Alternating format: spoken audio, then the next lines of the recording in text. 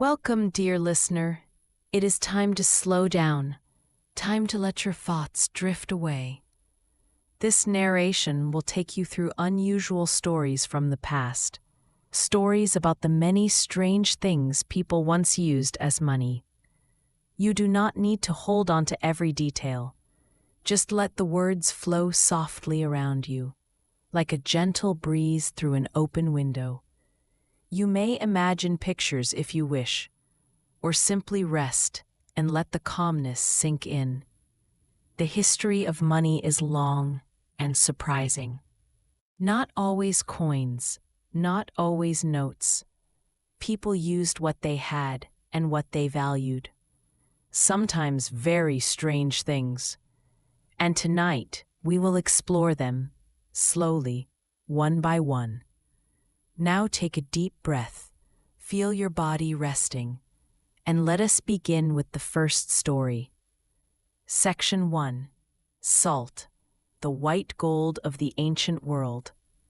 When we think of money today, we picture coins and bills. But long ago, money could be something very different, something small, something ordinary, yet vital. And among the strangest things ever used as currency, one stands out clearly. That thing was salt. Salt seems simple to us now. It sits in a shaker on our table. We sprinkle it on food without thought.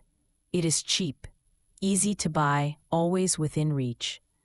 But for most of human history, salt was rare. It was precious, and sometimes more valuable than gold itself. Salt mattered because it gave life. It preserved meat and fish, keeping them from rotting. It made bland bread or porridge taste alive. And in hot climates, when people lost salt through sweat, it replaced what was lost. Without salt, survival was difficult. With salt, a family could endure. In the Roman world, soldiers were sometimes paid in salt. The word salary comes from this. It is a reminder that wages were once measured in crystals. A soldier carrying his payment was carrying his ration of life. Without it, his service might not continue. Imagine the Roman roads, dusty and long. Columns of soldiers march in the sun. At the end of their journey, each man is given a measure of salt. A small bag, tied with cord, heavy with shining grains.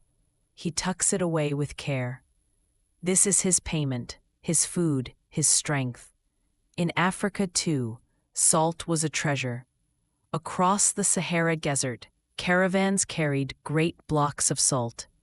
Camels walked slowly, burdened with shining white slabs strapped to their sides. The desert sun burned bright. But the salt did not melt. Instead, it gleamed, glowing in the light. At desert markets, these slabs were stacked like treasure. Merchants treated them with care. A slab could be broken into pieces, traded for gold, tools, or cloth. Some rulers valued salt even more highly than precious metals.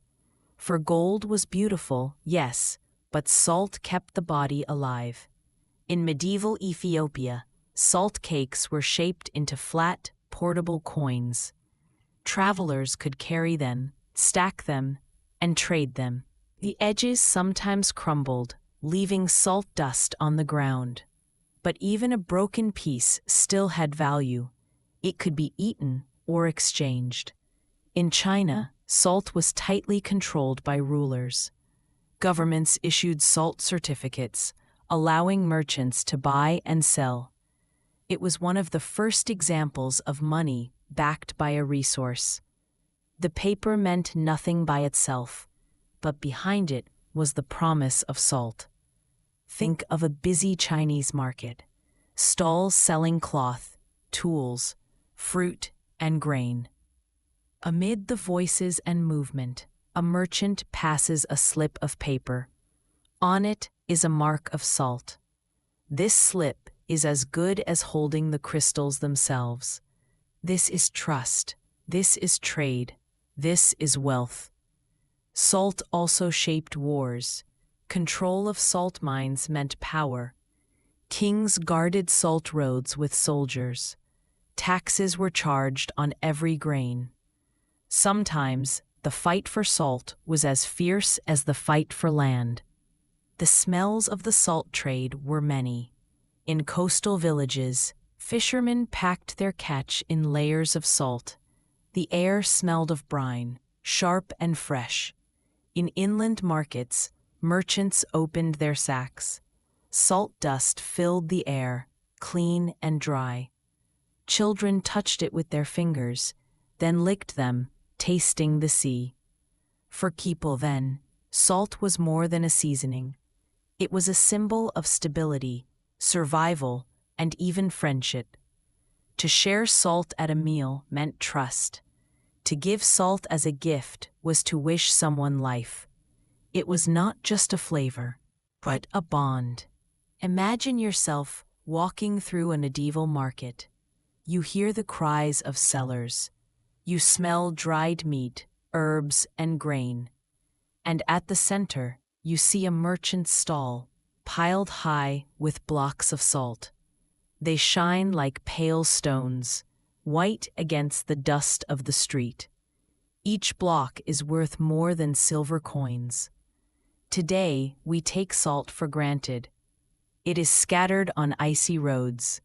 It is poured without thought into cooking water. But in the past, salt was a treasure carried across deserts, fought over by kings, measured out to soldiers. A pinch of salt was once a piece of wealth. And as you drift with these images, you may find it calming. The steady march of caravans, the slow trade of markets, the gleam of crystals in the sun. Salt was life. Salt was money. Salt was history. It reminds us that even the smallest things can carry the greatest meaning. Section 2. Cowrie shells, the ocean's currency. After salt, the next strange and fascinating currency comes from the ocean. Cowrie shells, small, smooth, and shiny, were used as money in many parts of the world for thousands of years. They are not coins, not metal, not paper. They are natural shells, shaped by the sea, collected from beaches, and polished by waves. And yet they held immense value. Cowrie shells were especially popular in Africa, Asia, and the islands of the Indian Ocean. They were beautiful, durable, and easy to carry. A small pouch of shells could buy food, clothing, or livestock. Large quantities of cowries could even be stored as wealth, like a treasure chest full of glimmering white pearls. In Africa, cowrie shells were often sewn into clothing or jewelry. They adorned belts, headdresses, and necklaces. Wearing them was not only fashionable, but also a way of showing wealth. A person with many cowries was respected and powerful. The shells themselves were smooth to the touch, with a glossy surface reflecting the sun like tiny mirrors. The trade of cowrie shells was vast and intricate. Merchants transported them across seas in wooden boats. From the Maldives to the African coast, shells changed hands many times. Each journey added value, as they were rare in some regions and highly desired in others. Imagine a calm sea, the boat rocking gently, sun glinting on the water, and crates of shells carefully stacked below deck. Cowrie shells were also used for small daily purchases. A piece of fruit, a handful of grain, or a simple meal could be exchanged for a few shells. They were convenient because they were uniform in size and easily counted. In some villages, children would play with cowries, learning early how to trade, save, and handle money.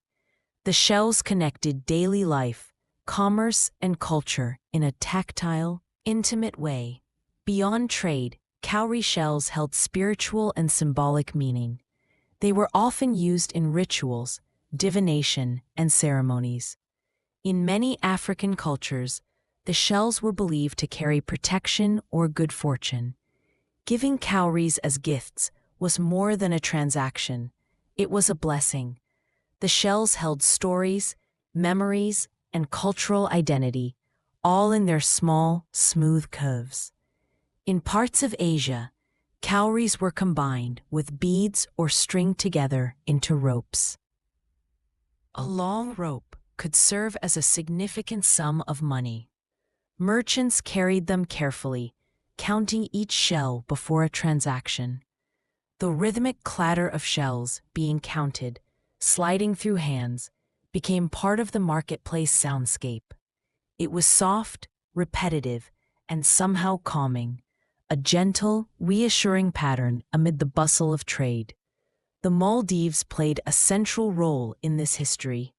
The island's waters were abundant with cowries, harvested by divers or collected on beaches. Once dried, cleaned, and polished, the shells entered international trade networks. From these tropical islands, cowries traveled to Africa, India, and beyond. Imagine waves gently lapping against coral reefs as small boats carry their cargo, the sun glinting on shells stacked like tiny white jewels. Cowrie money was not only practical, but beautiful. Even today, seeing a pile of shells evokes a sense of history, of ocean breezes and distant lands. They remind us that money does not have to be metal or paper to hold value. The smooth, shiny shells were worth as much as gold in many regions, and in some cases, even more. In West Africa, cowries were sometimes used to pay taxes, bride prices, or fines. Kings and rulers kept large stores, counting thousands, sometimes millions, of shells. The wealth of a kingdom could be measured in cowries, shining in the sun. Stored carefully in woven baskets or wooden chests, they were secure, portable, and culturally significant. Imagine the sound of counting cowries, each shell slipping gently from one hand to another. A soft clatter, repetitive and soothing. The markets full of merchants and traders, children laughing, the sea breeze carrying faint salt and ocean air. All of it connected by the simple, ancient value of cowrie shells. Cowries lasted for centuries as currency. Even as metal coins became more common, cowries continued to circulate. They bridged generations, continents, and cultures. And they remind us that money is not just about numbers, but about trust, value, and shared meaning. Small, smooth, and shiny, cowrie shells are a calming reminder of how humans have always found ways to assign value to the simplest things. They show that beauty, practicality, and culture can combine to create something extraordinary. And as you imagine the sun glinting on tiny shells, the sound of waves, and the soft rustle of markets, you can feel a gentle peace settling in. Money can be ordinary, or it can be magical. In the past, a tiny shell could mean wealth, security, or even happiness. And that is the quiet wonder of cowrie shells, the ocean's own currency. Section 3. Livestock and odd animals as money. Before coins and paper, many people used animals as currency. In some societies, a cow or a goat was worth far more than a small pile of metal coins. The animal was not only money, it was food, clothing, labor, and survival all in one. Its value extended far beyond trade. It was life itself. In ancient Mesopotamia, farmers measured wealth in sheep and cattle. A flock could be traded for grain, tools, or land. Imagine a vast, sun-drenched plain, the sound of hooves soft on dry soil.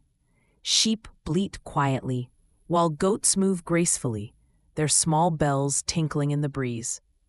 A merchant counts each animal carefully, considering size, health, and age before agreeing to trade. In Africa, livestock remained a central form of wealth for centuries.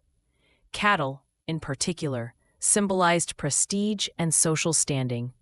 Among the Maasai people, owning many cows was a mark of honor. They were not just money, they were part of daily life. Cows provided milk, meat, and hides, and were often exchanged during marriages or important ceremonies. The ancient Celts also valued animals highly. Horses, especially, could be used as payment for taxes or fines. A horse was prized for speed, strength, and beauty. Imagine a misty morning in a Celtic village, horses standing calmly in a field. The soft sound of their hooves on grass, and the smell of dew and hay fill the air. A single horse could secure trade or settle a debt, a living, breathing form of wealth. In Asia, odd animals sometimes became money too. Silkworms, valuable for their silk, could be traded in large quantities. Ducks, geese, and even certain fish were exchanged in markets. In some regions, traders measured value by counting animals, weighing them, or even judging their health and appearance. The marketplace was alive with gentle clucks, squeaks, and the soft splash of water. It was commerce intertwined with life itself. Animals as currency were also used in ritual contexts. A wealthy family might present goats or pigs to a neighboring village as part of an agreement. It was more than trade, it was trust, respect, and connection. Each animal carried the weight of tradition, survival, and social ties. The soft smell of hay, the warmth of animal fur, and the low sounds of contented creatures all became part of daily life. In North America, Native American tribes sometimes used horses as currency after European introduction. Horses were carefully bred and trained, valued for strength, speed, and endurance. A single horse could secure goods, land, or alliances. In cold mornings, the steam of their breath floated in the crisp air. Trading animals was slow and deliberate, a mindful process requiring respect and care. Even in medieval Europe, livestock could settle debts. Farmers and peasants exchanged chickens, pigs, or cows for essential goods. Imagine the soft clucking of hens in a sunlit yard, the low grunt of pigs in pens, and the warm presence of cows grazing nearby. These sounds were part of the rhythm of daily life and part of the economy. Sometimes, people used strange or unexpected animals as currency. In parts of Oceania, turtles, shells, and even large birds served as valuable trade items. Their rarity and usefulness made them precious. A giant bird could provide feathers, meat, and eggs. It might travel long distances, carried with care, and exchanged for goods of equal worth. Animal-based currency taught communities patience and respect. The value of a cow or goat was not just its size or strength, but its well-being. A sick animal lost value, reminding people that wealth could be alive and delicate. Handling animals required gentleness, observation, and care, a slow, mindful approach that shaped culture and economy alike. Picture a marketplace in the soft morning light. Cows chew quietly, goats wander, and sheep huddle together. Merchants speak softly, counting animals, measuring their worth. The smells of hay, earth, and animal warmth fill the air. The transactions are calm, deliberate, almost meditative. Animals as money connect us to the rhythm of life. They remind us that currency was not always cold or inanimate. It could breathe, move, and grow. It required attention, care, and respect. The wealth of a person or a community was tangible, alive, and deeply intertwined with the natural world. And as you imagine these fields, markets, and herds, feel the calm sweep over you. The quiet sounds, the warm colors, the gentle movements of creatures all combine into a slow, peaceful rhythm. In this way, strange currencies were not only useful, they were part of life's quiet beauty. Section 4. Grain, Tools, and Everyday Objects as Money. In many ancient societies, people did not have coins or paper. Instead, they used things that were part of daily life, things that everyone needed. Grain, tools, and other everyday objects became currency. They were practical, tangible, and slowly they shaped entire economies. Grain was one of the most common forms of money. Wheat, barley, and rice were essential for survival. A sack of grain could be traded for cloth, livestock, or even a home. It was both nourishment and wealth. The texture of grain, small and smooth between fingers, the faint smell of earth and sun-dried stalks, these were treasures people carried with care. In Egypt, grain was so valuable that it was used to pay workers building the pyramids. The pharaoh distributed rations to laborers. A portion of wheat or barley was both a meal and a reward. It sustained them through hard labor and long days under the sun. Imagine long lines of workers, dust rising around their feet, baskets of grain being handed out, the smell of freshly cut stalks mingling with warm desert air. Grain as money was also common in China. Farmers measured rice in small quantities to trade with neighbors. Rice could be stored, transported, and even divided into precise amounts for payment. It was a practical currency because it was always useful. Each grain held value, not just in trade, but in life itself. Rice nourished families, fed animals, and became the basis of festivals and ceremonies. Tools were another strange but important form of money. In ancient societies, a plow, a hoe, or a sickle could be traded for goods. They were valuable because they allowed people to work the land and survive. A well-made tool could be more precious than gold in a small village. Its weight in the hands was comforting, its edge sharp and ready. Owning tools meant independence, security, and the ability to provide. In Mesopotamia, tools were sometimes standardized and counted like coins. The value of copper or bronze knives, axes, or farming implements was agreed upon. Merchants carried them to markets, weighing them carefully. The sound of metal clinking softly on wooden counters filled the marketplace. Children might watch with curiosity as adults exchanged these essential objects for grain or livestock. In some regions, everyday objects like salt, shells, or even textiles became currency alongside grain and tools. Cloth, woven by hand, was highly prized. It could be used, stored, or traded. A bolt of fine fabric might equal a sack of grain or a small animal. The texture of the cloth, soft or coarse, colored or patterned, mattered. It was both a practical object and a symbol of value.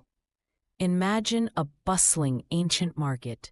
The smell of fresh bread, earth, and livestock mingles in the air.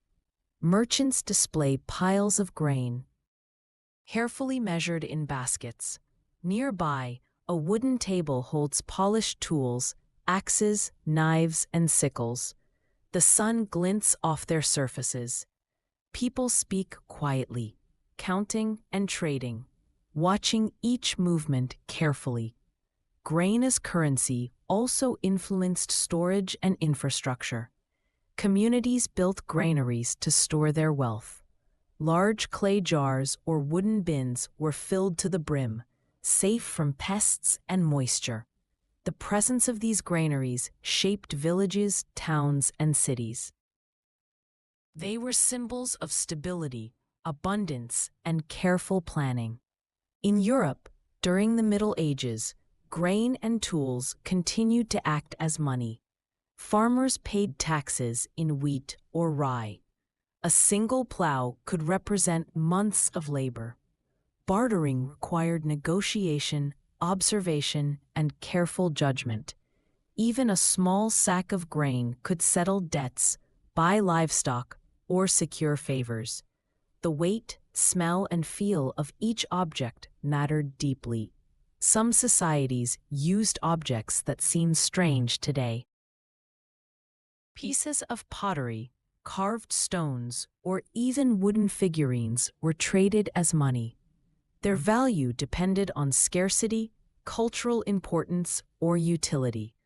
A carved tool might not only be functional but also beautiful, decorated with patterns or inscriptions. Ownership of such an object signaled status and taste, as well as wealth. Grain, tools, and objects also created rhythms of daily life. Farmers harvested fields, weighed grain carefully, polished tools, and carried items to market. These tasks were deliberate and calming. The repetitive motions of weighing, counting, and stacking connected people to their labor and their community. Even small actions, touching grains, feeling the smooth handle of a hoe, were part of a long tradition of practical, living money. Trade in grain and tools was not always loud or rushed. It was often quiet, careful, almost meditative. The rustle of grain in baskets, the soft tap of nettle tools on wood, a murmur of voices arranging trades, all created a gentle soundscape. Life and commerce intertwined. Every transaction reminded people that wealth was tangible, useful, and alive. And as you imagine these markets, villages, and storerooms, you can feel a gentle peace settling in.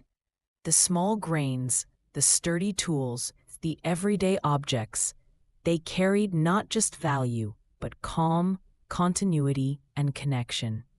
The strangest money could also be the most essential, grounding people in the rhythm of life itself. Grain, tools, and objects were more than currency. They were nourishment, labor, skill, and art. And as you drift slowly, imagine the weight of a sack of wheat in your hands, the smooth handle of a tool, the gentle murmur of trading voices. These were the currencies of life, quietly shaping human history.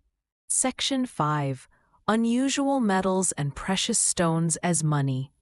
Beyond food, animals, and objects, many societies relied on metals and precious stones as currency. Coins made of gold, silver, or copper are familiar today. But in the past, people also used metals that might seem strange now, as well as gems, crystals, and even semi-precious stones. These items were valued not only for beauty, but for rarity, durability, and symbolic power. In early China, bronze objects sometimes acted as money before coins were widely used. Spade-shaped or knife-shaped pieces of bronze could be exchanged for goods. They were practical in some ways because the metal could later be melted into tools if needed. But they were also carefully measured and counted, treated with respect as both currency and art. The metal felt cold and heavy in the hand, smooth on polished surfaces, rough where the casting left marks. In the Americas, obsidian and jade played a similar role. Obsidian, a volcanic glass, was sharp and reflective. It could be made into tools or decorative items. Jade, harder and rarer, was treasured for its green glow and smooth texture.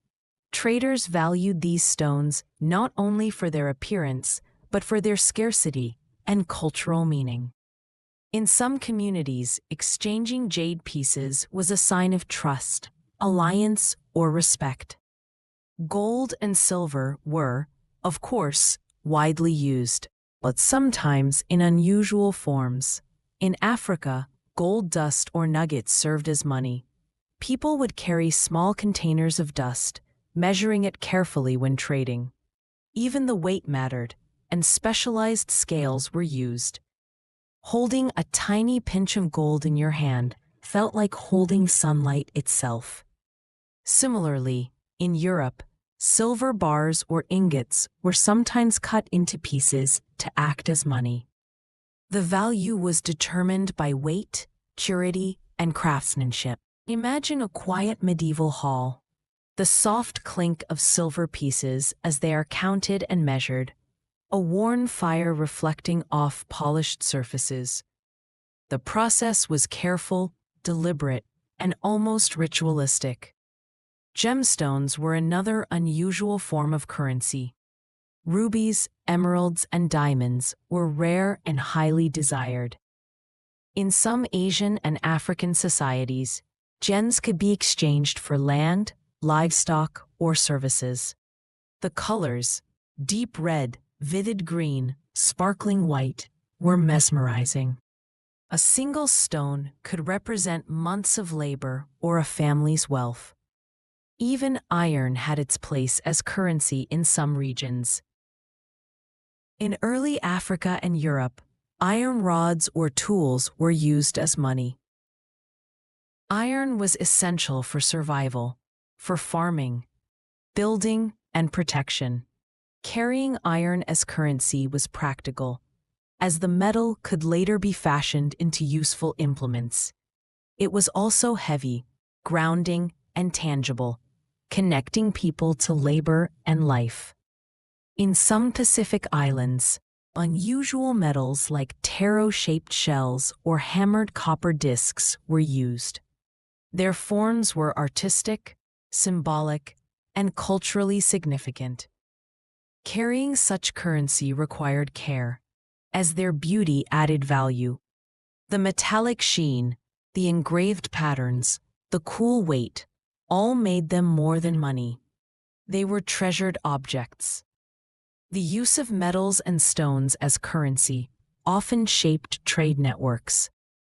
Caravans, boats, and traders moved carefully across distances. Precious stones were stored in pouches lined with soft cloth. Metal ingots were stacked, counted, and locked in secure storerooms.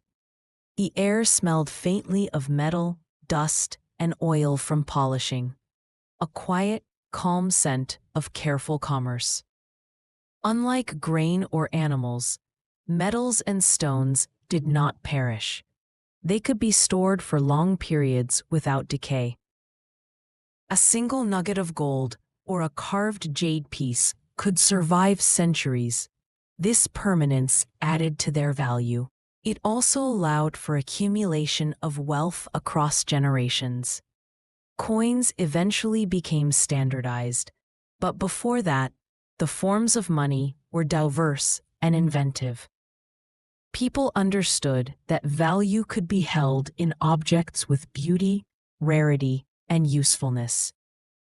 Every piece of metal or stone carried not only trade value, but the history of its creation, the skill of the artisan, and the culture that treasured it.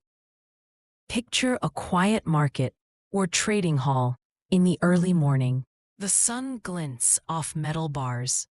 The soft light reflects on polished stones. Traders move slowly, counting, weighing, and examining. A jewel sparkles faintly, drawing the eye, but all movement is calm and deliberate. Every transaction is careful, respectful, almost meditative. Precious metals and stones remind us that money was more than numbers. It was life, beauty, and human ingenuity. From cold bronze to warm gold, from smooth jade to sharp obsidian, each piece carried value, meaning, and story. And as you imagine the weight of a gold dust pouch, the cool touch of bronze, or the smooth surface of a polished stone, you may feel a gentle sense of calm. History shows that people have always found creative ways to assign value. Even something small, rare, or beautiful could serve as currency. In the past, precious stones and unusual metals were not only money, they were a quiet, tangible connection to life, labor, and culture. And as you drift with these images, let the gentle clinking of coins and the shimmer of gems carry you into relaxation. Section 6. Feathers, furs, and exotic materials as money. Not all money came from metal, stone, or food. Some currencies were soft, delicate, and fragrant, drawn from animals and nature. Feathers, furs, and other exotic materials were used as money in various cultures. They were beautiful, practical, and sometimes surprisingly valuable. In North America, many Native American tribes valued beaver pelts highly. The fur was soft, dense, and warm, perfect for clothing and blankets. Beaver pelts were used for trade, sometimes for large sums of goods or services. A single pelt could represent weeks of hunting, skill, and patience. Imagine a calm winter morning along a frozen river, the soft sound of snow underfoot, a hunter carefully checking traps, and the smooth, warm feel of a freshly caught pelt. The fur smelled faintly of the forest, earthy and comforting, holding a quiet history of survival and careful labor. Feathers also held economic value. In some Pacific and South American cultures, bird feathers were treasured.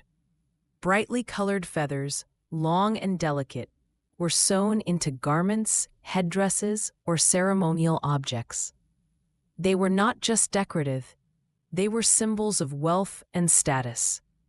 A handful of feathers could be exchanged for food, tools, or even small animals. The texture was soft and light, almost weightless, yet the value was tangible, almost magical. The faint rustle of feathers in a breeze, or as hands passed them slowly from one trader to another, created a quiet, rhythmic sound in marketplaces. In Mesoamerica, the quetzal bird's feathers were considered priceless.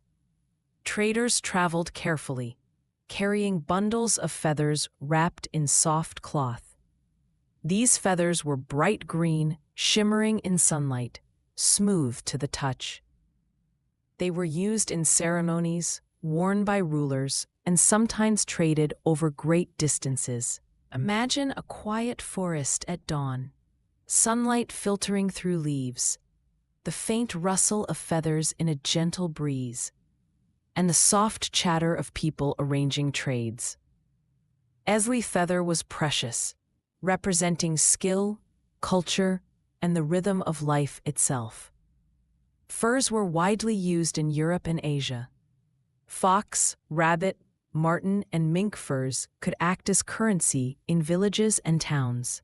They were soft, warm, and protective, ideal for cold winters. A stack of furs could pay taxes, settle debts, or secure trade. The smell of fur, earthy, warm, slightly animal, was familiar in homes and marketplaces alike. Handling them slowly, feeling the different textures, added to their perceived value. In Siberia and northern Asia, furs were essential. Merchants traveled across vast snow-covered landscapes, carrying sleds of animal skins. Each fur was inspected carefully. A thick, glossy coat was more valuable than a thin, worn one. The cold air, the distant mountains, and the rhythmic creak of sleds on snow created a peaceful, meditative atmosphere. The value of each pelt was not only in trade, but in the life it could sustain, the warmth it provided during freezing winters. Some exotic materials were even more unusual. Sealskins, walrus tusks, and even snakeskins were traded in specialized markets. These items were rare and durable, combining beauty with utility. A walrus tusk could be carved into tools or jewelry, then used again as currency. The ivory was smooth, cold, and polished, glinting softly in the light. Holding it, one could feel the weight of the ocean and the long life of the animal it came from.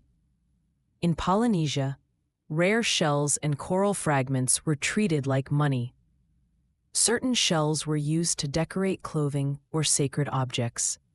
They were highly prized, sometimes more valuable than metal coins. The soft click of shells sliding through hands, the sage salt smell of the ocean, the gentle glow of sunlight on water. These details made the currency both practical and calming. Shells were often strung together, forming necklaces, belts, or ceremonial objects, making them beautiful, functional, and valuable all at once. Feathers and furs as money connected people to the natural world. Traders, hunters, and craftspeople handled them daily, feeling the textures, noticing the colors, and appreciating the life they represented. Unlike coins, these items were alive in a sense. They originated from animals, forests, rivers, or oceans. Handling them required care and respect, and that mindfulness added value. The gentle rhythm of counting, examining, and packaging them was meditative, almost like a quiet ceremony. Markets dealing in furs or feathers were quiet but lively.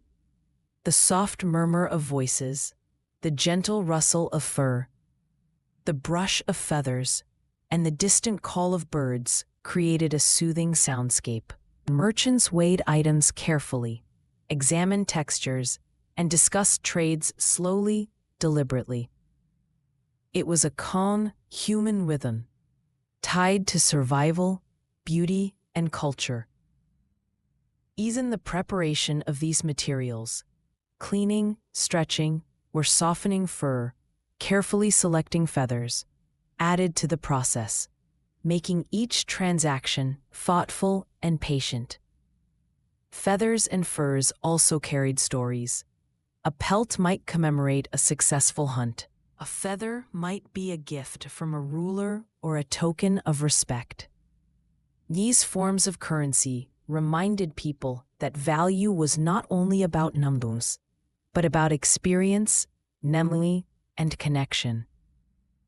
Every item was part of a larger story, woven into life, nature, and society.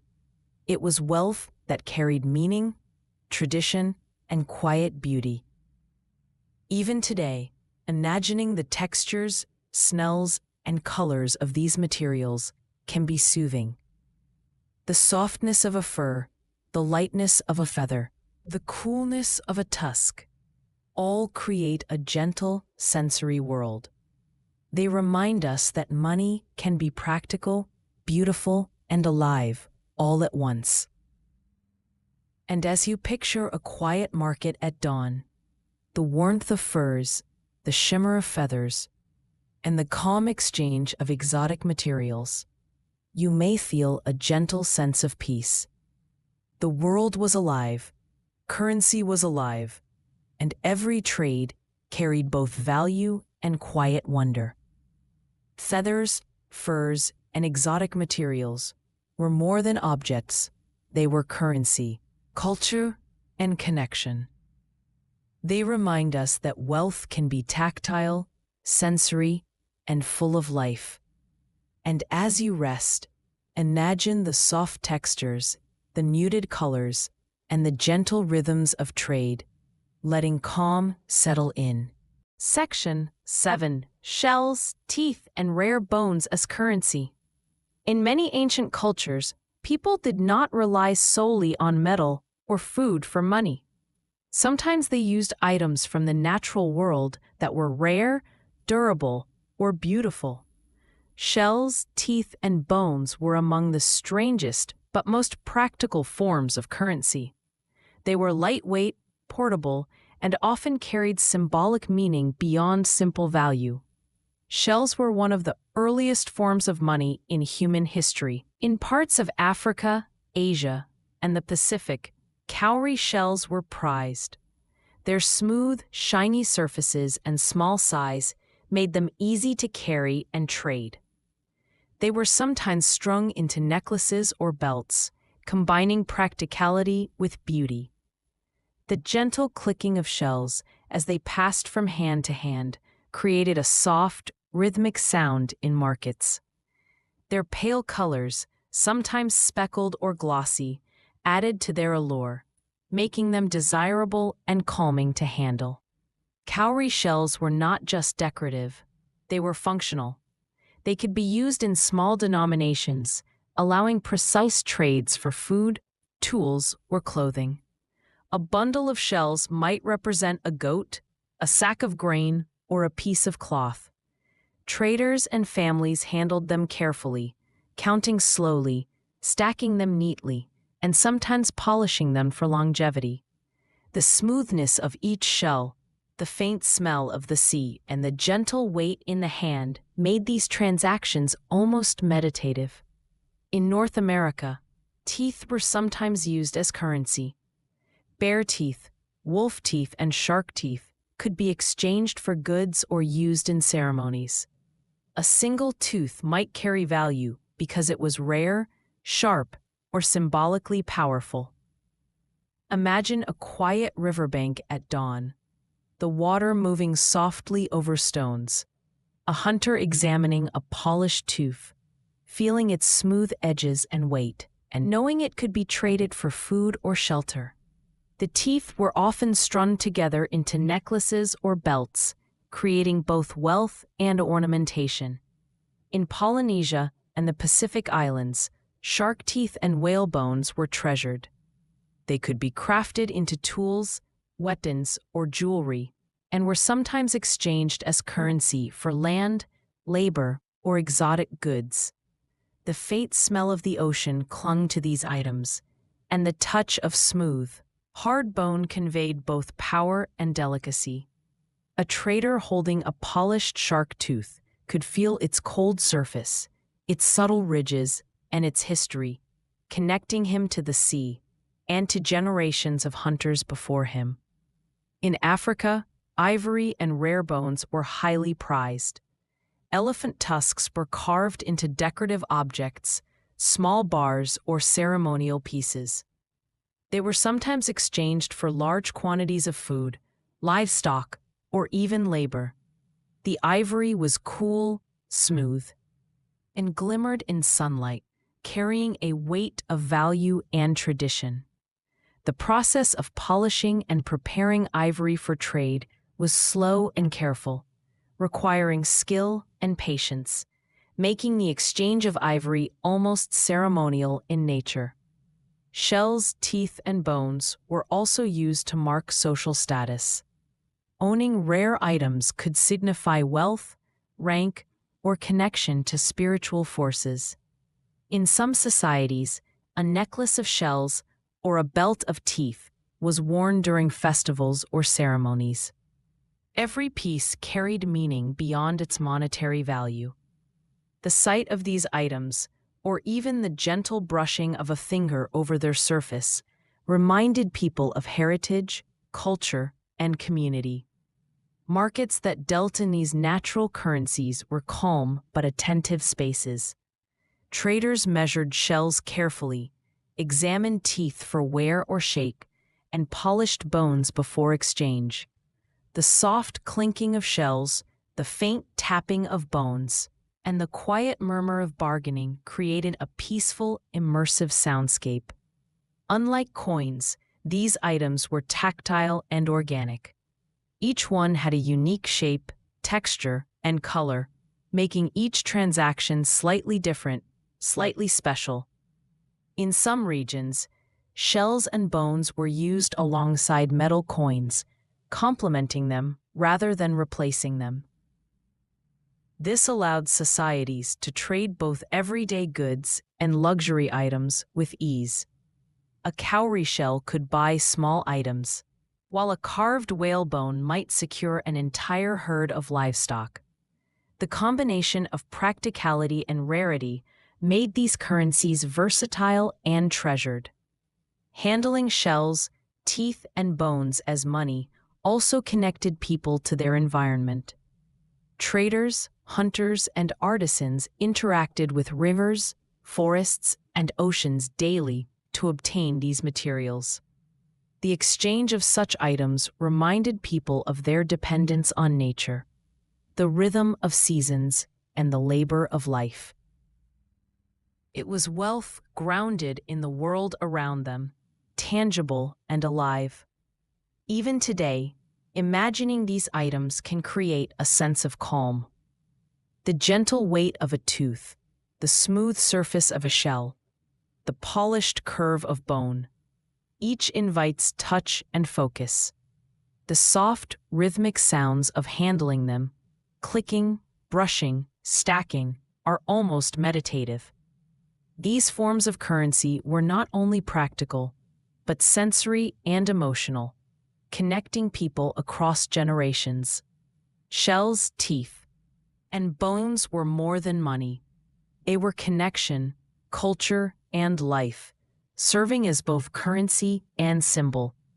They remind us that value is often rooted in rarity, utility, and beauty, and that even the strangest forms of money carried meaning and care.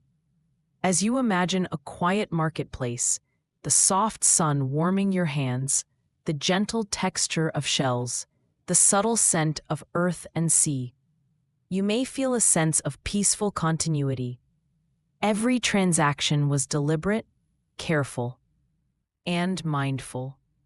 The history of shells, teeth, and bones as currency shows us that human ingenuity turns even the smallest or most unusual natural objects into valuable, functional, and meaningful wealth. And as you rest, picture the calm rhythm of trading, the gentle textures, and the muted sounds, letting your mind drift in a quiet, historical meditation. Section 8. Spices, herbs, and fragrant substances as money. In many cultures, spices, herbs, and other fragrant substances were not just flavorings, they were valuable forms of money. Their rarity, smell, and ability to preserve or enhance food made them highly prized. Beyond taste, they symbolized wealth, luxury, and status, and their trade shaped civilizations quietly and profoundly. Handling these fragrant currencies connected people to faraway lands and the rhythms of daily life. In Asia, pepper was so valuable that it was sometimes called black gold. It traveled along long trade routes, crossing mountains, rivers, and deserts. Merchants handled each peppercorn carefully, counting and packaging them in small cloth sacks. The tiny dark spheres were smooth and slightly oily to the touch, giving off a subtle warm scent. Carrying a sack of pepper was carrying both wealth and the aroma of distant markets. Even a pinch could change the flavor of food, making it luxurious and desired, which added to its monetary value. In Europe, saffron was one of the most treasured fragrant currencies. Its delicate red threads were hand-harvested from crocus flowers. The labor required to gather them made saffron rare and expensive. A small bundle could pay for several weeks of rent or a luxurious meal. The threads were light, fragile, and aromatic, releasing a soft, earthy scent as they brushed against fingers. The careful handling of saffron made transactions slow, deliberate, and almost ceremonial. Cinnamon and cloves also served as forms of currency in parts of Asia, Africa, and the Middle East. Caravans transported these fragrant spices across deserts and seas. Merchants weighed each spice carefully, measuring its purity and freshness. The smell of cinnamon was warm and sweet, filling the air as traders exchanged goods in bustling marketplaces. Cloves, tiny and pointed, released a sharp, fragrant aroma, signaling quality and value. Handling these fragrant substances was sensory and calming, connecting traders to the land, the climate, and the people who grew them. In some African societies, aromatic resins like frankincense and myrrh acted as both money and sacred offerings.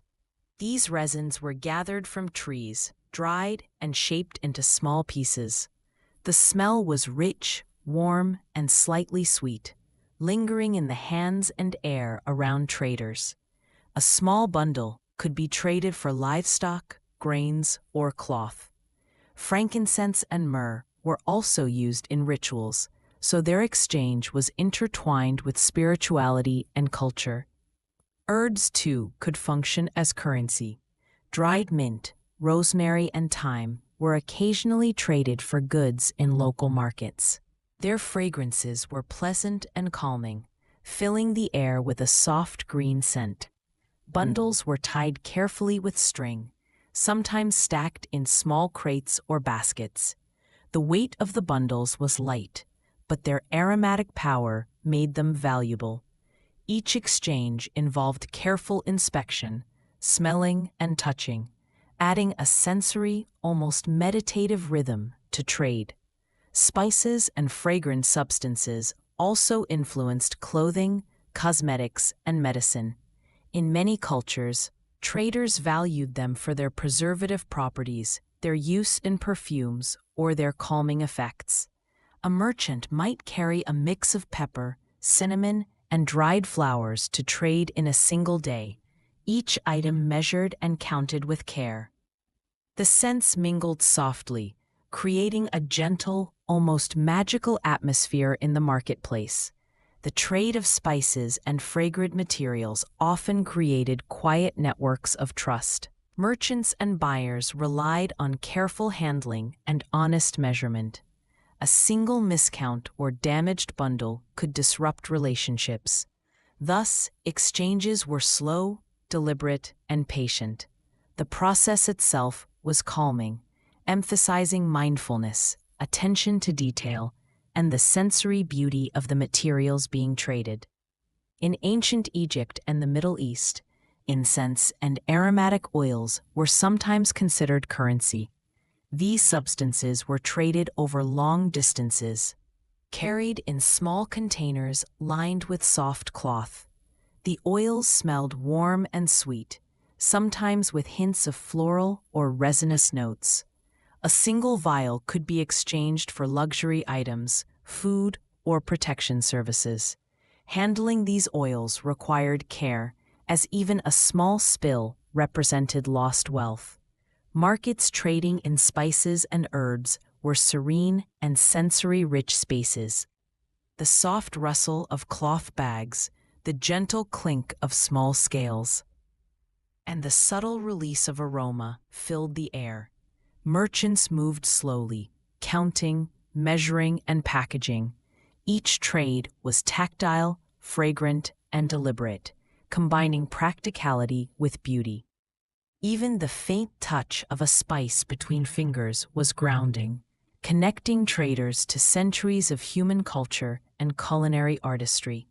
Spices, herbs, and fragrant substances as money remind us that value is not only visual or tactile, but olfactory. They show that wealth can be experienced through multiple senses: touch, smell, sight, and the gentle rhythm of trade.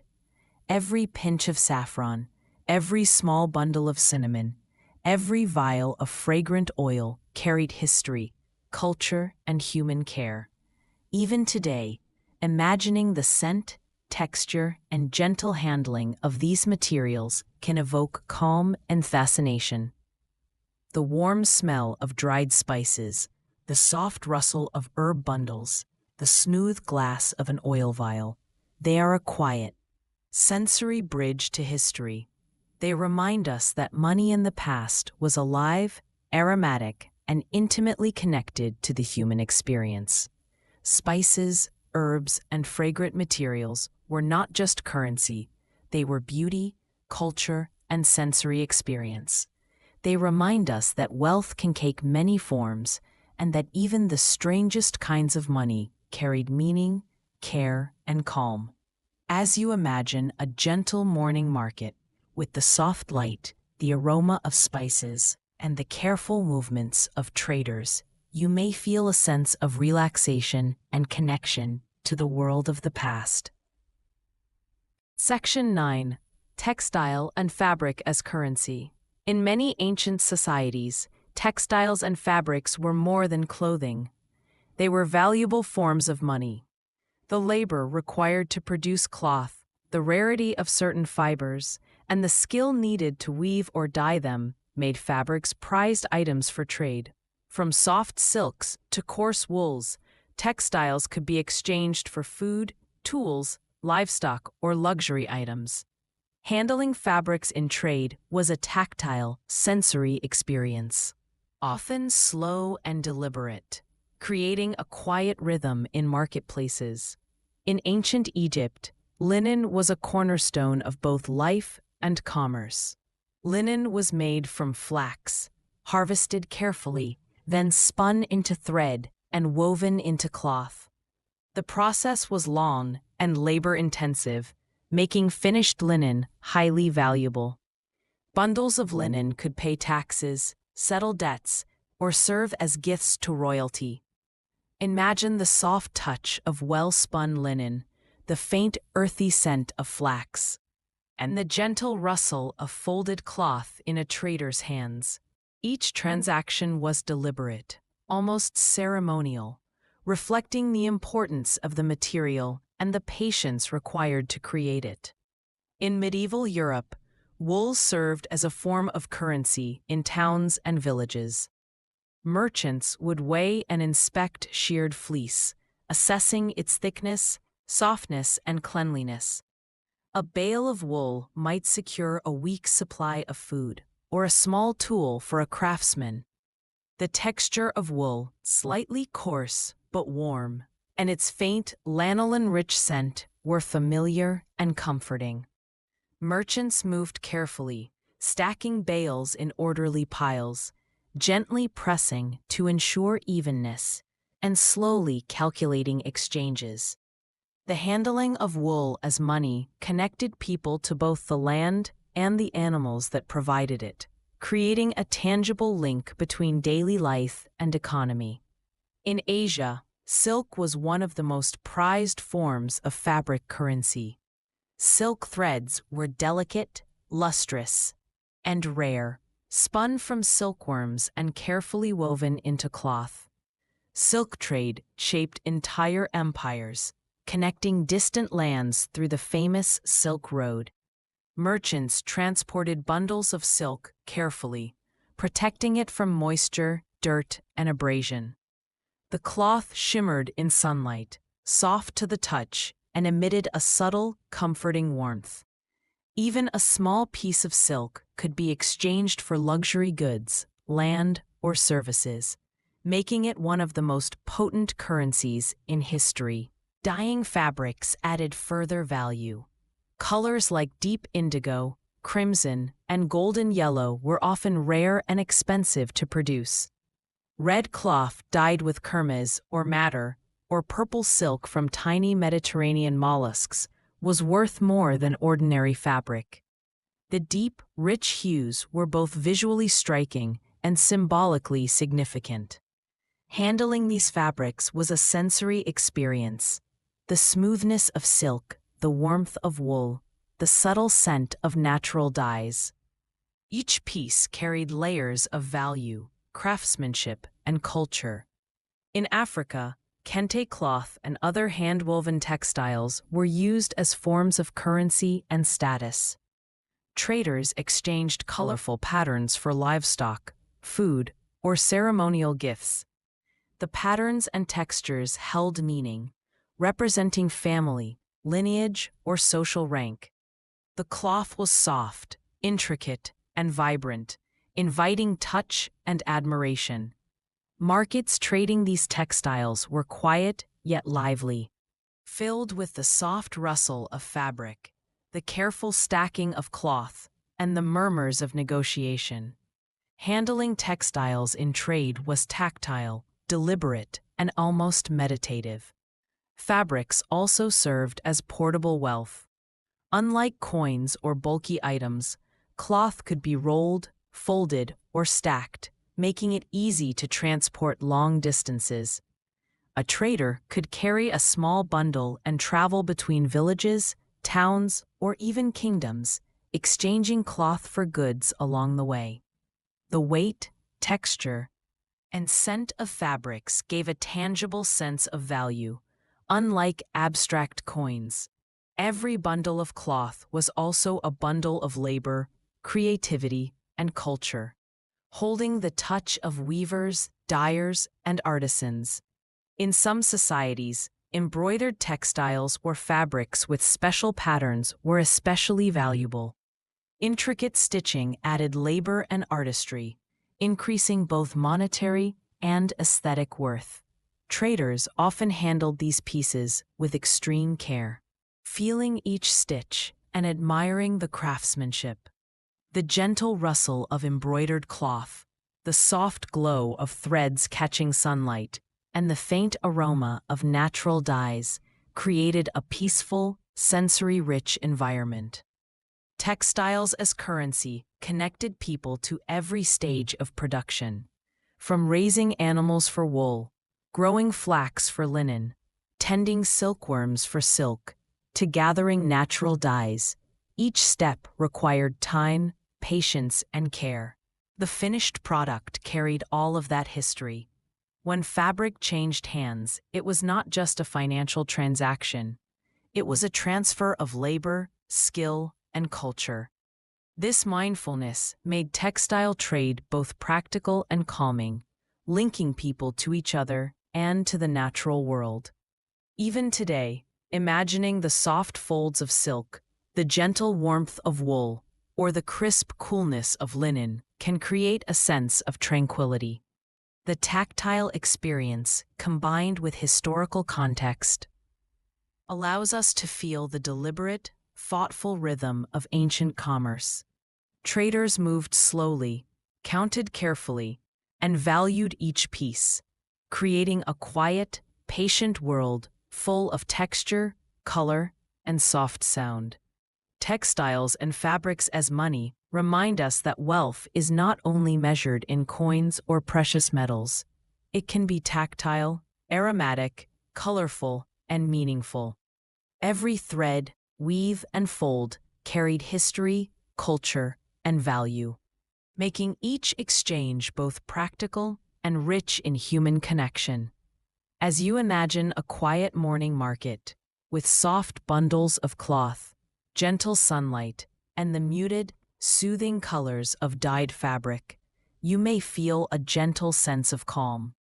The textures, scents, and patterns all create a sensory world, connecting us to the past, to trade, and to the daily lives of people who handled and treasured these materials. Textiles remind us that money can be beautiful, meaningful, and alive, and that even the strangest forms of currency hold wonder and tranquility. Section 10. Tools, weapons, and utensils as currency. In many ancient societies, practical items were more than objects. They were a form of currency. Tools, weapons, and utensils carried intrinsic value because they could be used immediately or exchanged for other goods. These items were often durable, functional, and essential for daily life, making them highly practical as a medium of trade. Handling and trading them was deliberate, tactile, and deeply connected to human needs and survival. In ancient China, Bronze knives and spades served as currency before coins became common. The shape of each tool was carefully standardized to ensure fairness in trade. A small bronze knife might purchase food, a small jar of grain, or a simple garment. The metal was cool and smooth to the touch, sometimes engraved with subtle markings or inscriptions. Carrying a bundle of these tools required care, as they were both valuable and functional. The sound of bronze clinking softly together during counting created a quiet, rhythmic melody in early marketplaces. Weapons were sometimes used as currency because of their essential role in protection and hunting. In some African and Pacific Island societies, spears, arrowheads, and small shields were exchanged for food or livestock. A finely crafted spearhead was lightweight but sharp, smooth at the edges, and carefully balanced. Traders examined each piece, noting its craftsmanship and durability before making exchanges. Holding a spearhead or an arrowhead, one could feel its precision, its history, and the hands of the craftspeople who made it.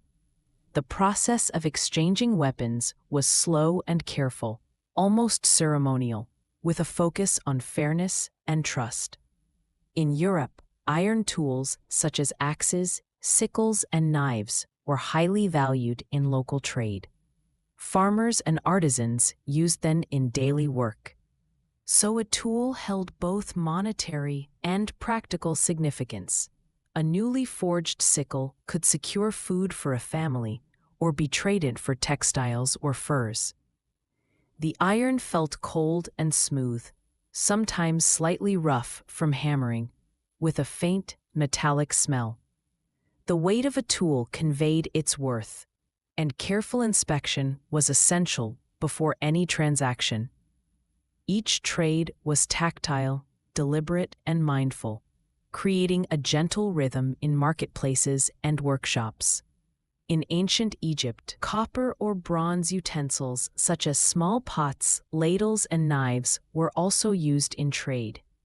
These items could serve a household immediately, giving them practical as well as economic value. A small ladle might represent a week's worth of grain or a token of debt repayment. The metals were smooth, slightly cool, and sometimes engraved with simple patterns or inscriptions. Holding these utensils, traders experienced both the aesthetic beauty and the functional utility of their currency. Even the soft clinking of metal pieces in a pile or sack created a rhythmic, almost calming sound. In some cultures, ceramic or clay pots were used as currency, especially where metal was scarce.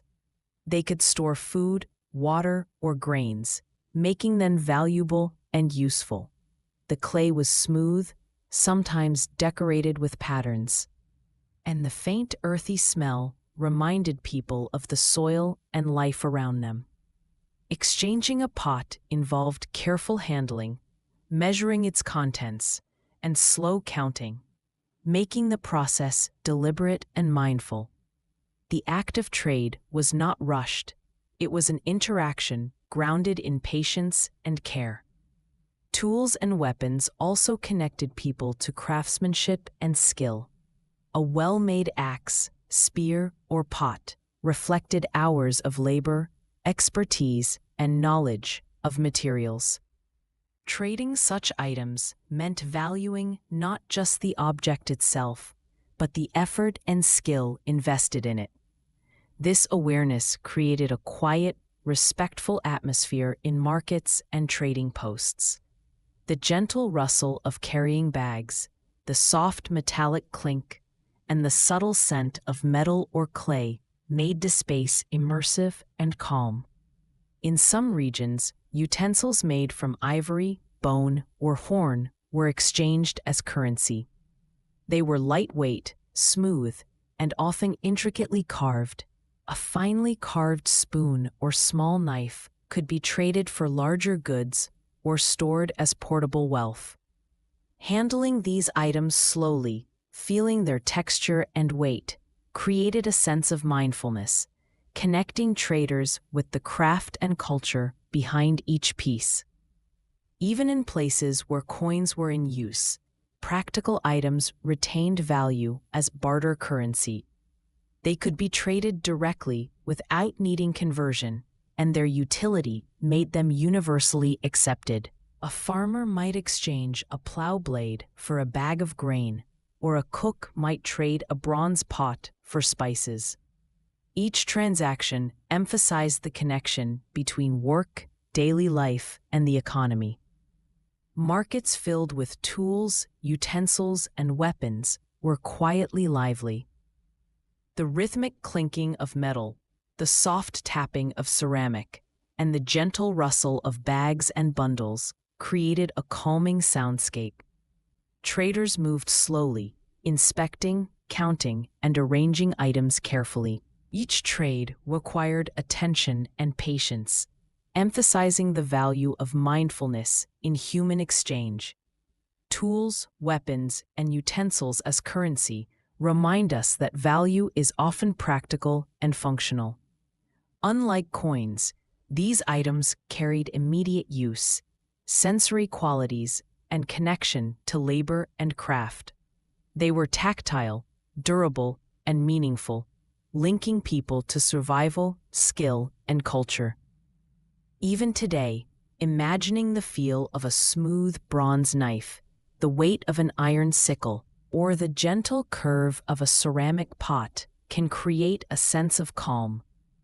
The textures, smells, and sounds evoke a quiet rhythm of ancient trade, where wealth was both practical and deeply human. Every tool, weapon, or utensil tells a story of skill, labor, and careful handling, offering both historical insight and sensory meditation. Practical items as money remind us that currency does not have to be abstract or symbolic. It can be functional, beautiful, and deeply connected to life itself. As you picture a quiet market with carefully stacked tools, softly polished utensils, and rhythmic trading, you may feel a sense of connection, calm, and fascination with the world of the past. Section 11. Livestock and agricultural produce as currency. In many ancient societies, living animals and agricultural produce were not only sources of food, they were also valuable forms of currency. Cows, goats, sheep, and chickens could be exchanged for goods, services, or even land. Grains, legumes, fruits, and other crops also served as a medium of trade. Handling and trading these living and organic currencies required care, patience, and mindfulness, creating a quiet rhythm in rural and village markets. In ancient Mesopotamia, sheep and goats were common forms of currency. A single healthy animal might secure a week's supply of grain, a new tool, or labor for the farm. Traders would inspect each animal carefully, checking its teeth, coat, and gait to assess health and value. The soft brushing of hands over wool, the faint smell of hay and earth, and the gentle movements of animals created a calming sensory experience. Even herding animals to the marketplace involved a quiet awareness of their behavior and well-being. Each transaction was deliberate, measured, and respectful, emphasizing the interconnectedness of humans, animals, and economy. Cattle were also prized as currency in Africa, India, and parts of Europe. Large herds could represent immense wealth, sometimes measured in dozens or hundreds of animals. A single cow could be traded for food, clothing, or even a small parcel of land. The sound of lowing, the soft swish of tails, and the gentle rustle of grass added a peaceful auditory layer to transactions. Farmers and traders handled animals slowly and attentively, ensuring their safety and valuing their life alongside their economic worth. Pigs and chickens were often used as smaller forms of currency, In villages, a healthy pig could buy a week's supplies or be exchanged for tools. Chickens, being smaller and more portable, allowed for easier trade, particularly for everyday goods. The soft clucking of chickens and the quiet snuffling of pigs created a gentle, rhythmic backdrop to market exchanges. Bundles of eggs, carefully gathered and counted, added another dimension to these agricultural currencies. Grains were also fundamental in the economy. Wheat, barley, rice, and millet were traded not only as food, but as a standard of value. Grain could be stored in sacks, jars, or baskets, each carefully weighed and inspected. The faint, earthy aroma, the soft texture between fingers, and the slow rustle of grains moving in sacks created a sensory, almost meditative trading experience. In some cultures, grain was measured using standardized containers, and every count was deliberate, emphasizing fairness and mindfulness. Fruits and vegetables also served as currency in certain regions. Olives, dates, figs, and gourds were prized for their nutritional value and longevity. They were carefully handled, sorted, and packaged before trade. The soft, slightly sticky texture of dates, the cool smoothness of gourds, and the gentle fragrance of ripe fruits engaged the senses while making transactions meaningful and tactile. Markets trading in produce were vibrant but calm, filled with soft sounds and sensory richness. In China, rice often functioned as currency. Farmers could exchange bundles of rice for silk, tools, or services. Rice, small, light, and versatile, allowed for precise trade calculations. The faint scent of freshly harvested rice, the soft crunch when handling dried grains, and the rhythmic sound of pouring rice into containers created a quiet and soothing atmosphere. Traders moved slowly, ensuring accurate counts and careful handling, making each transaction deliberate and mindful. Some societies combined livestock and produce to create a layered economic system. A trader might exchange a goat plus a sack of wheat for a small tool or luxury item. This combination allowed for flexibility in trade and highlighted the interdependence of agriculture, animal husbandry, and commerce. The sensory experience of handling both living animals and harvested crops, soft fur, cool grains, subtle aromas, was immersive and calming. In addition to trade, livestock and produce were used to pay taxes or settle debts. Ancient rulers often collected a portion of the harvest or livestock from subjects. Farmers would carefully measure and prepare the animals or crops for delivery. A gentle sound of animals moving, the subtle scent of earth and straw, and the tactile engagement with food and livestock created a deliberate, mindful process. Even taxation involved sensory and practical awareness, connecting the economy to everyday life. Livestock and agricultural produce as currency also symbolized sustenance, survival, and stability. Owning animals and food was a direct measure of wealth and security. Trading these items was not merely economic, it was a connection to life itself. Each bundle of grain, each cow or goat, carried layers of value, care, and culture. Handling these items, counting them, and preparing them for trade required patience, attention, and respect, creating a quiet rhythm in human interactions. Even today, imagining the gentle sounds, textures, and smells of markets filled with livestock and produce evokes calm. The soft rustle of grain, the gentle brushing of fur, and the faint scent of earth and hay remind us of the sensory richness of the past. These forms of currency were living, practical, and deeply human, connecting people to food, animals, and the cycles of life. Livestock and agricultural produce as money remind us that value is often rooted in survival, care, and tactile experience. Each transaction, each counted item, each handled animal was an act of attention and mindfulness. They show us that money does not have to be abstract. It can be alive, sensory, and meaningful, grounding people in the world around them.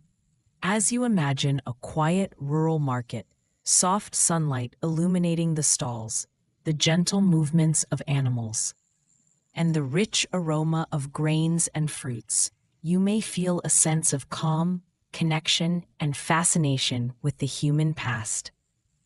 Section 12. Precious stones and rare objects as currency. In many ancient societies, precious stones and rare objects were not only admired for beauty, they are highly valued as forms of currency. Gold, silver, jade, and other gemstones carried intrinsic worth due to their rarity, luster, and craftsmanship. Trading these items required care, precision, and trust, creating a slow, deliberate rhythm in ancient marketplaces. Handling these stones and objects engaged multiple senses: the smoothness of polished surfaces, the faint metallic or mineral scent, and the gentle glint of sunlight reflecting off their facets. Gold was perhaps the most universally recognized currency. Its bright, warm glow made it immediately noticeable and desirable. In ancient Egypt, Mesopotamia, and later Rome, small gold ingots, coins, or dust were exchanged for luxury goods, labor, and land. The weight of gold was felt immediately, firm and cold in the hands, often held in a small cloth or wooden container. Merchants measured and weighed it with care, each transaction deliberate and precise. The faint metallic aroma of gold dust, though subtle, marked its presence in the air during trade. Silver was similarly prized. In ancient China and Greece, silver pieces were used as money, and larger ingots or jewelry could secure significant goods. Handling silver involved tactile awareness, as its smooth, cool surface was both beautiful and valuable. Traders would polish pieces, ensuring their shine and cleanliness, and weigh them carefully on scales. Each transaction emphasized mindfulness, respect, and precision, as even small discrepancies could change value dramatically. Gemstones such as jade, turquoise, and lapis lazuli were also forms of currency in some cultures. In ancient China and Mesoamerica, jade was rare and highly revered. Small carved stones could be exchanged for food, labor, or ceremonial objects. The cool, smooth surface of jade, sometimes carved into intricate shapes, provided tactile pleasure and a sense of value beyond the material itself. Turquoise and lapis lazuli, with their vivid colors, were visually striking and carried symbolic meanings. Their exchange often involved careful inspection, delicate handling, and a slow, respectful process. In addition to stones, rare objects were also traded as currency. Shells, feathers, ivory, and finely crafted ornaments were valued in many cultures. Cowrie shells, for example, served as money in Africa, India, and the Pacific Islands. Small, smooth shells were counted slowly, their glossy surfaces reflecting light softly. Bundles of shells were tied or placed in small containers, each trade emphasizing care, patience, and accuracy. Ivory was another precious medium. Carved from elephant tusks, it was both rare and aesthetically beautiful. Small tusks or carved pieces could be exchanged for large sums or significant goods. The surface was smooth, slightly warm to the touch, and sometimes faintly scented with the natural smell of bone. Traders moved slowly when handling ivory, mindful of its fragility and value. The calm, deliberate process of weighing, inspecting, and exchanging ivory created a quiet, sensory-rich environment in markets. Jewelry, often made from metals and gemstones, also acted as currency. Necklaces, bracelets, and rings could be used to pay for goods, services, or debts. The cool touch of metal against skin, the sparkle of gemstones, and the faint scent of metal or wax from storage created a unique sensory experience. Each piece was carefully examined before trade, creating a slow and attentive rhythm. Traders relied on honesty, precision, and trust, making each transaction both practical and meditative. In some cultures, rare minerals or salts were considered valuable enough to serve as currency. Salt, essential for preserving food and enhancing flavor, could be measured and exchanged for significant goods. It had a subtle, earthy smell, a rough texture, and a weight that made counting deliberate and mindful. The process of trading salt was sensory and calming, combining utility, rarity, and human connection. Markets dealing with stones, jewels, and rare objects were quiet yet filled with visual and tactile richness. The gentle clink of gemstones, the soft rustle of cloth wrapping, the cool touch of metal and stone, all contributed to a sensory rhythm. Traders moved slowly, counting and weighing with care, emphasizing fairness, respect, and mindfulness. Each transaction connected people not just economically, but culturally and sensorially, linking them to craftsmanship, rarity, and the natural world. Precious stones and rare objects as currency remind us that value is often visual, tactile, and symbolic. They were not only practical mediums of exchange, but also objects of beauty and cultural significance. Holding a gemstone, polishing a small ingot, or feeling the smooth curve of a carved object created a sensory awareness that grounded people in the moment. Every trade carried history, labor, skill, and human interaction, making the exchange a deliberate and calming act. Even today, imagining the smoothness of jade, the weight of gold, the sparkle of lapis lazuli, or the faint metallic scent of silver evokes calm and fascination. The tactile and visual qualities of these currencies remind us that wealth is more than numbers. It is connection, care, and beauty. Each stone, object, or ingot holds stories, patience, and human touch, offering both historical insight and sensory meditation. Precious stones and rare objects as money remind us that currency can be alive, beautiful, and meaningful. Every gem, ingot, and rare artifact carries layers of value, history, and culture. As you imagine a quiet marketplace, soft sunlight illuminating sparkling stones and polished objects, you may feel calm and immersed in a world where value was tangible, sensory, and profoundly human. Section 13. Unusual natural objects as currency.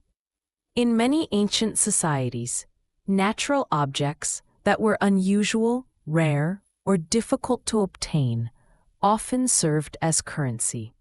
These items were valued not only for their scarcity, but also for their aesthetic qualities or practical uses. Seashells, bones, feathers, stones, and even certain types of wood were considered valuable mediums of exchange. Handling these objects involved careful attention, as each piece carried unique sensory qualities and a story of its origin. seashells were among the most widespread natural currencies. In Africa, Asia, and the Pacific Islands, cowrie shells were commonly used. Their smooth, glossy surface made them appealing to the touch. Merchants and traders counted them slowly, feeling each shell between fingers and noting its size, shape, and condition. Bundles of cowries were often tied with twine or stored in cloth pouches, creating a tactile and visual sense of wealth. The gentle clicking of shells together added a rhythmic, soothing sound to marketplaces, marking the deliberate pace of trade. In some cultures, coral and small precious stones, gathered from rivers or the sea, served as money. The soft weight of a small stone or the intricate patterns of coral could be exchanged for goods or services. Each item carried a story of the environment it came from the depths of the ocean to the banks of a river. Handling these objects was a sensory experience. The smooth texture, faint natural scent, and visual beauty all contributed to their value. Trade in these items was slow and careful, emphasizing mindfulness and respect for the rare treasures from nature. Animal bones, ivory, and antlers were used in many societies as both currency and tools. Carved into small objects, pendants, or utensils, these materials were rare and durable. The tactile experience of holding polished bone, feeling its cool, smooth surface, and sometimes noticing faint carvings, connected traders to the labor and artistry involved in crafting the piece. Transactions were deliberate. Counting, inspecting, and exchanging bones or ivory required patience and attention. Even the soft smell of aged bone added to the sensory richness of the trade. Feathers, especially brightly colored or rare ones, also held value. In some Native American tribes and Pacific cultures, feathers were exchanged as a form of wealth or used in ceremonial trade. Handling a bundle of feathers involved gentle care, as the softness and delicate structure could be easily damaged. The rustling sound, the faint natural scent, and the vibrant colors all created a multi-sensory experience during trade. Exchanging feathers was slow and respectful, emphasizing the connection between people and the natural world. Certain types of wood were also used as currency. Exotic or rare woods, valued for their fragrance, durability, or color, were exchanged across regions. A small piece of polished wood might be traded for food, tools, or other essentials. Handling the wood, feeling its grain, noticing the warmth and subtle scent, created a calm and sensory-rich trading experience. Traders moved slowly, inspecting each piece carefully, and appreciated both the practical and aesthetic value of the material.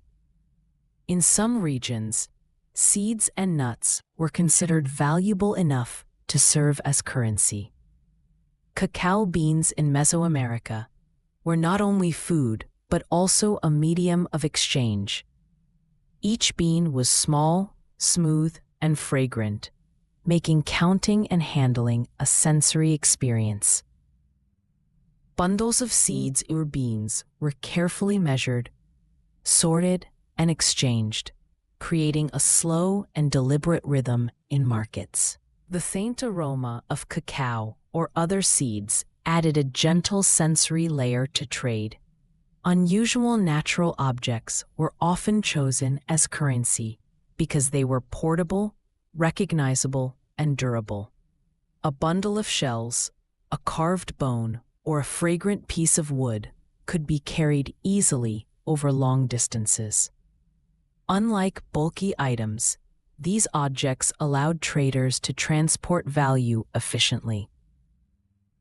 At the same time, their uniqueness and tactile qualities made each trade deliberate, meaningful, and connected to both culture and nature. Markets trading in unusual natural objects were quietly lively. The rustle of feathers, the soft click of shells, the smooth weight of carved bone, and the subtle scent of wood and seeds created a sensory-rich environment. Traders moved slowly, carefully counting and inspecting each item, making every exchange mindful and deliberate. Even though these items were money, the process of trade emphasized patience, respect, and connection. Unusual natural objects remind us that value is often tied to rarity, beauty, and usefulness. They are tangible, sensory-rich, and connected to the environment. Exchanging a bundle of shells, a carved bone, or a piece of fragrant wood required attention, care, and respect, creating a sense of calm and mindfulness. Every item held a story, a source, and a cultural significance, making trade both practical and meaningful. Even today, imagining the smooth surfaces of shells, the delicate structure of feathers, or the subtle fragrance of wood evokes calm and fascination. The textures, colors, and scents remind us that money can be tangible, sensory, and connected to the natural world. Every object, whether a shell, seed, bone, or feather, tells a story of people, nature, and the careful attention required to exchange value responsibly. Unusual natural objects as currency demonstrate that money is not always abstract or metallic. It can be alive with sensory experience, culturally meaningful, and intimately connected to daily life. As you picture a quiet marketplace filled with shells, bones, seeds, and wood, sunlight filtering softly through the stalls, you may feel calm, grounded, and connected to the human past. The rhythm of trading these natural treasures offers both historical insight and a peaceful, meditative experience. Section 14. Exotic animal parts as currency. In many ancient societies, parts of exotic animals were highly prized and used as currency. Items such as furs, skins, bones, horns, and teeth carry both material and symbolic value. They were rare, tactile, and visually striking, making them ideal for trade. Handling and exchanging these objects required care, patience, and attention, creating a deliberate and calming rhythm in marketplaces and trading posts. Furs were among the most widely used exotic animal currencies. In medieval Europe, sable, ermine, and mink furs were highly valued.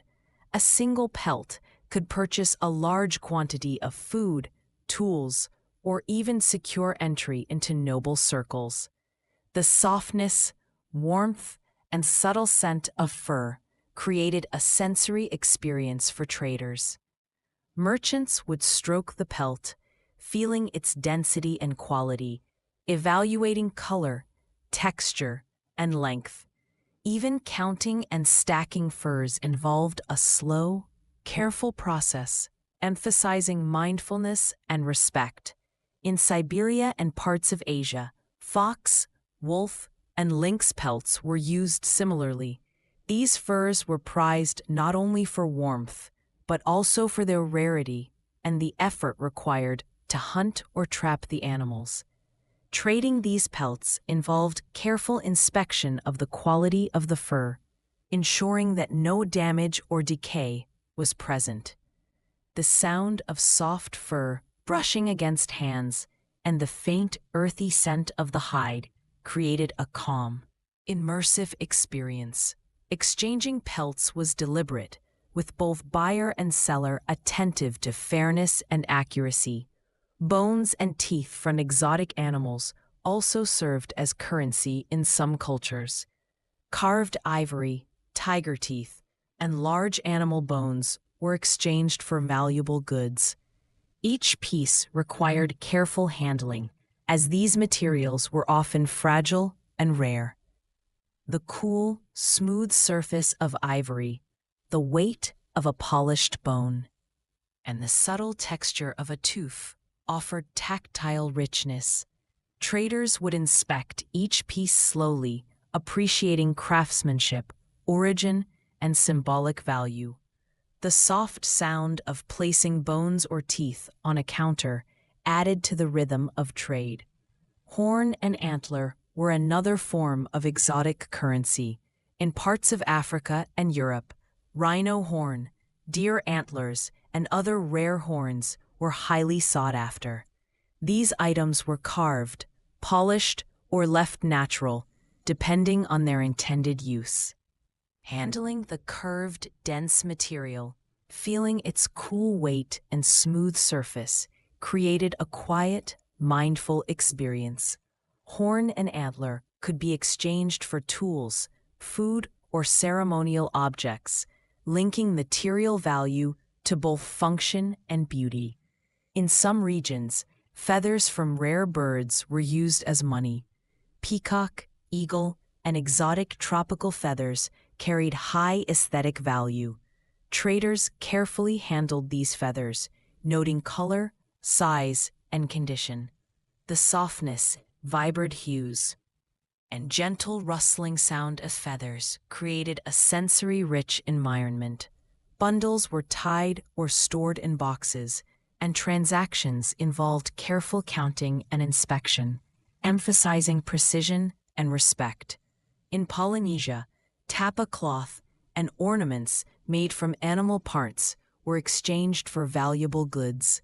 Shark teeth, sea turtle shells, and other marine materials were shaped into currency. The smoothness of shells, the weight of teeth, and the faint marine scent created a tactile and calming experience. Handling these items required care, as each piece was valuable and delicate. The slow pace of trade in these items fostered mindfulness, attention, and respect for both material and cultural significance. In Africa, elephant ivory was especially prized. Carved tusks or small pieces could secure wealth, food, or trade for luxury goods.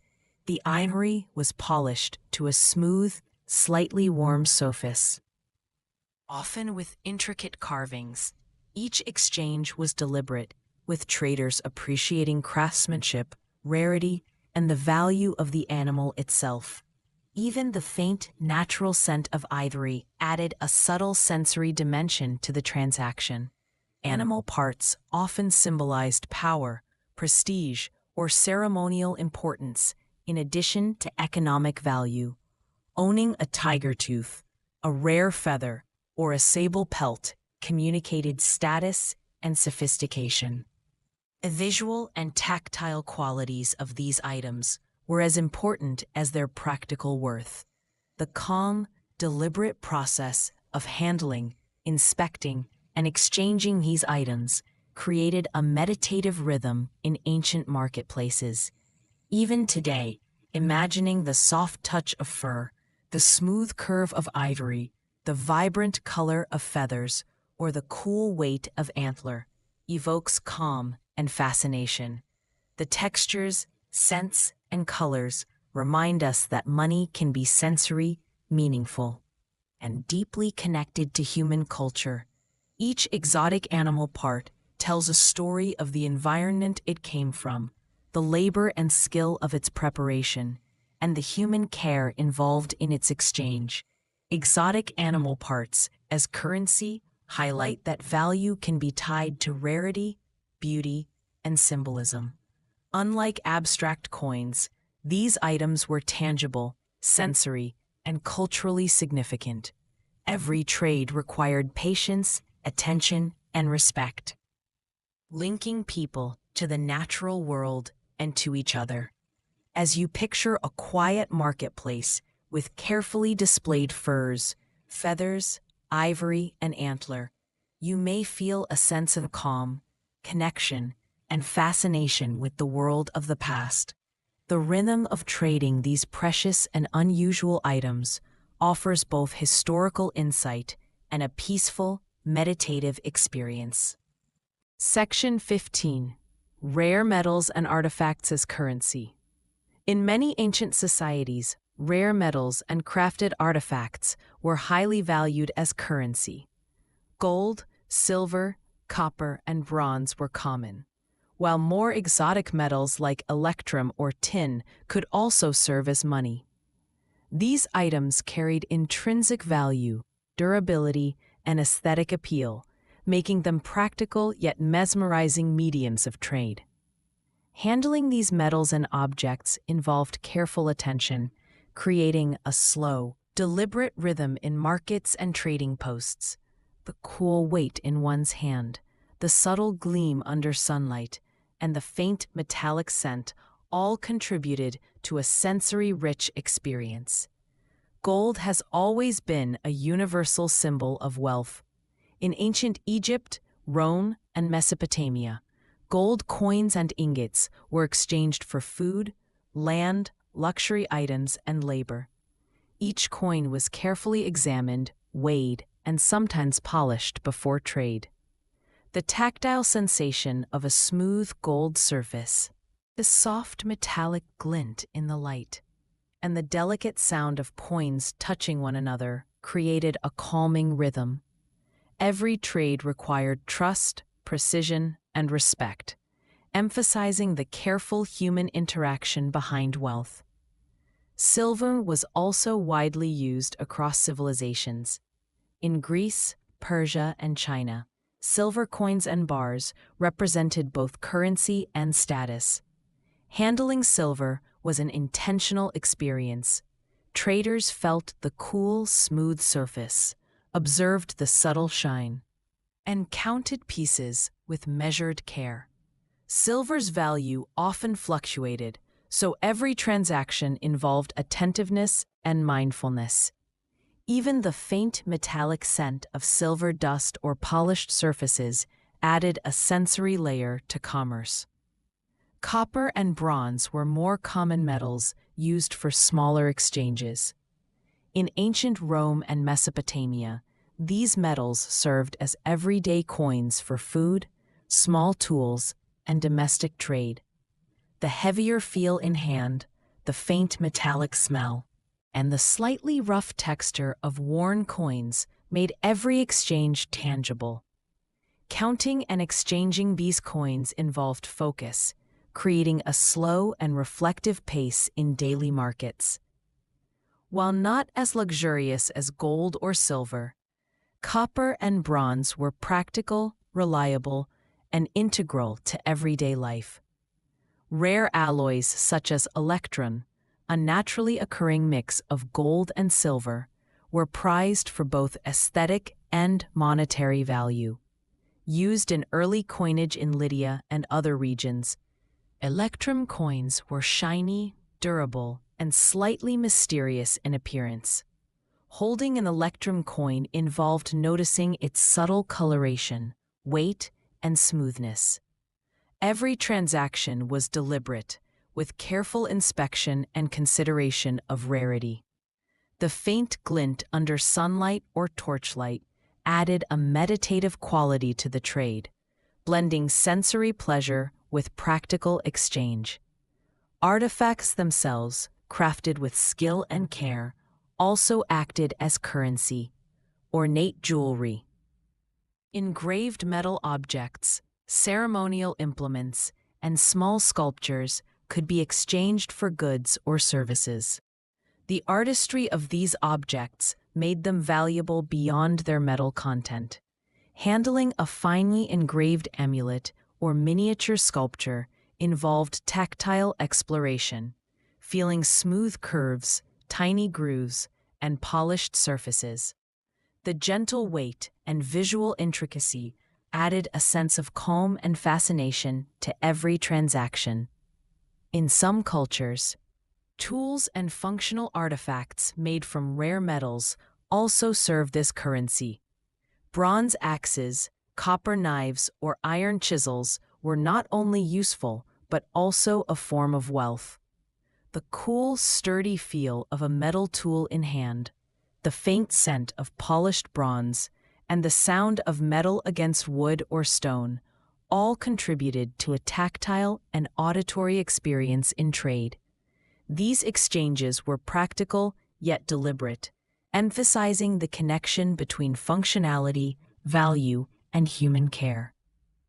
Rare metals and artifacts often carried symbolic meaning in addition to economic value. Gold and silver were symbols of purity, power, and divine favor. Artifacts often represented cultural heritage, artistic skill, and social status. Owning and trading such items connected people not only to wealth, but also to tradition, prestige, and human craftsmanship. Every exchange was mindful, thoughtful, and rooted in both material and cultural appreciation. Markets dealing with rare metals and artifacts were visually and tactilely rich. The glint of gold, the cool weight of silver, the earthy sheen of bronze, and the intricate designs of crafted objects created a calm, sensory environment. Traders moved deliberately, inspecting, weighing, and counting with care, ensuring fairness and precision. Even the faint metallic aromas and soft sounds of handling added to the rhythm of trade, making each transaction a mindful act. Even today, imagining the cool weight of a gold coin, the smooth surface of silver, or the intricate detail of a bronze amulet evokes fascination and calm. These objects remind us that currency can be tangible, aesthetic, and culturally significant. Every coin, ingot, or artifact tells a story of craftsmanship, trade, and human interaction. They link the present to the past in ways both sensory and intellectual, offering insight into the values, aesthetics, and practices of civilizations long ago. Rare metals and artifacts as currency remind us that value is multifaceted. It is measured not only in numerical or economic terms, but also in beauty, rarity, and cultural significance. Handling these items, exchanging them thoughtfully, and appreciating their origins creates a sense of calm, mindfulness, and connection. As you imagine a quiet market bathed in sunlight, with glinting coins and crafted artifacts carefully displayed, you can feel the deliberate, peaceful rhythm of ancient trade. And now, as our exploration of the strangest things people used as money in history comes to an end, take a slow, deep breath. Picture the quiet, gentle marketplaces, the tactile rhythm of trade, and the subtle sensory details of shells, stones, metals, and artifacts. Allow yourself to feel calm and connected to these moments from the past, where every item had value, story, and beauty. Let your thoughts drift softly, carrying the quiet rhythm and fascination of human history with you. You are now ready to rest. The narration is ending soon. Good night, and may your sleep be peaceful, deep, and filled with gentle curiosity.